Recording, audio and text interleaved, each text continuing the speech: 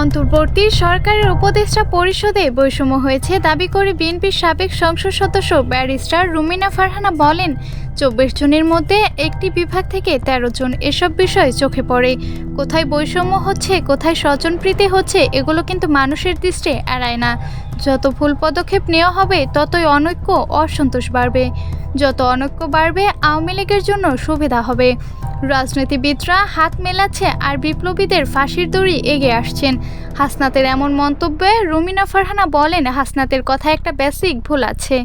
ফাঁসির দড়ি আসলে বিএনপি, জামায়াত, গণ অধিকার পরিষদ সহ অন্যান্য রাজনৈতিক দলের নেতাদের গলায় আগে পড়বে। ছাত্রদেরটা অনেক পরে আসবে।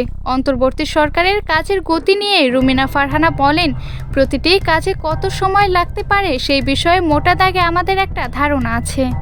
একটা সুস্থ নির্বাচনের জন্য ভোটার তালিকায় হালনাগাদ নির্বাচন কমিশন গঠন, রাজনৈতিক দলগুলোর কাছ থেকে নাম নিয়ে স্বচ্ছতার সঙ্গে একটি কমিটি গঠন এবং তারপর ভোটের জন্য একটা নির্ধারিত তারিখ ঠিক করে ঘোষণা দিতে হবে, এই তো কাজ।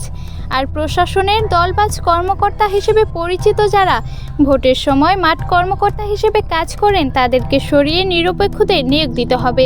এটার জন্য যৌক্তিক সময় কতটুকু হতে পারে? রুমিন ফারহানা বলেন, আমরা মনে করি যারা রাজনৈতিক দল এবং যারা রাজনীতির সঙ্গে যুক্ত তারা জনগণের পালস বোঝেন। রাষ্ট্র পরিচালনায় তাদের অভিজ্ঞতা আছে। তারা একটা ইস্যুকে যেভাবে হ্যান্ডেল করবেন একটা অরাজনৈতিক সরকারের পক্ষে সেটা সম্ভব নয়।